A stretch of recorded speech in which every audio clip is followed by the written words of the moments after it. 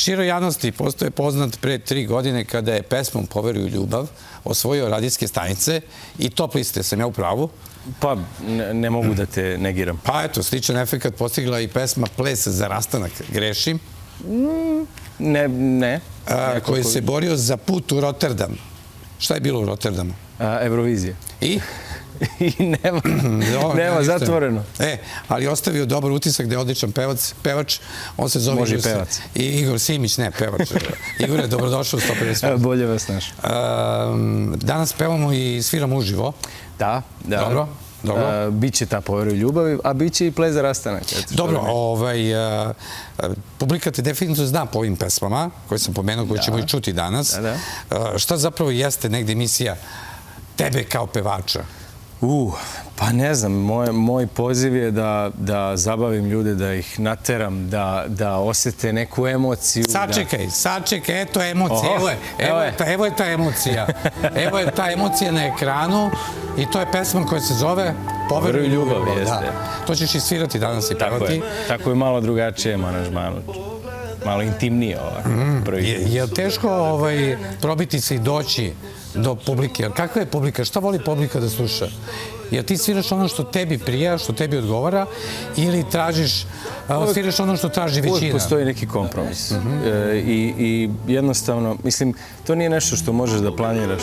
Ti radiš ono što misliš da je ispravno i onda ili pogodiš ili ne. Ovo nisi planirao. Daj ti mi gitaru, Igor. Ovo nisi planirao.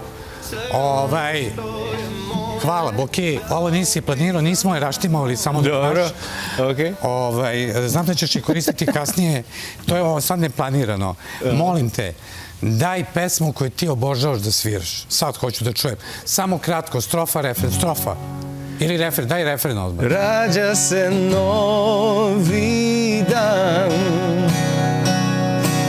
budan sam, ne spavam, želja je nestala, što je život grijala. Zašto? Ko zna? Ovo je žanr, to je recimo neki lep pop, ali tako? I ovo što smo slušali i što ćemo slušati danas, recimo, to je neki žanr koji ti preferiraš. Bravo, nisam te rekao da je bravo. Hvala. Pa ne, ovo prije, ovo je živ program i mi volimo. I mi smo živi ljudi. Pa živi ljudi, da. Možda tonski sad nije kako treba, ali bit će bolje kad budeš sad samo da... Vidjet ćemo posle kako je ispalo. To je vrsta muzike koju ti voliš da pevaš. Da, pop. Pop je nekako moj pravac. Pop, rock. Mislim, teško je ograničiti pop kao pravac. Svašta tu dolazi u obzir i postoje svakakve fuzije raznih žanrova. Ajde, daj mi jednu fuziju sad, molim te, raznih žanrova od nekog domaćeg ili stranog pevača kojeg ti izuzetno ceniš i voliš pesmu tu da odsviraš i otpevaš svom društvu. Ajde, daj mi sad nešto, ovo je neplanirano. I found the love for me. Oh, darling, just dive right in and follow my lead. Nemam glas za prateći. I found the girl, beautiful and sweet. To je Ed Sheeran. Da, bravo. Kada očekujemo neki novi hit? Uskoro. Nadam se čak u narednih nekoliko dana izlazi moj novi singl koji se zove Vatreno. I to će biti onako... Vatreno baš? Vatreno. Jedna vatrena numera gde će spot će biti kolaboracija raznih ljudi i kolega i tvojih kolega voditelja. Stvarno? Ko se to raspeva od mojih kolega? Da, ima, pa nek bude tajna. Stvarno? Ne, ja znam Ognjen Amidžić, on dobro peva. Da, ali... Milan Kalinić i voli da peva samo kad se tušira, mislim, ili da šalim se, naravno. Ali, znači, ima i takve. I pozvao sam ljude, fanove, na svom Instagram profilu, da se prijave i pošalju svoje snimke. Dobro. Napravio sam neki kao mali kontest i onda su oni ušli u spot. Tako odabrani su neki ljudi koji će ući u spot. Bravo. Sviđa mi se, sve mi se to sviđa. Znači, to je polako osvajanje tržišta, što je sasvim normalno. Pa ne razmišljam ja na taj način osvajanje tržišta. Ja bih voleo da moja muzika dođe do što više ljudi, Daj. Ne, ti. Daj, evo, još 30 sekundi.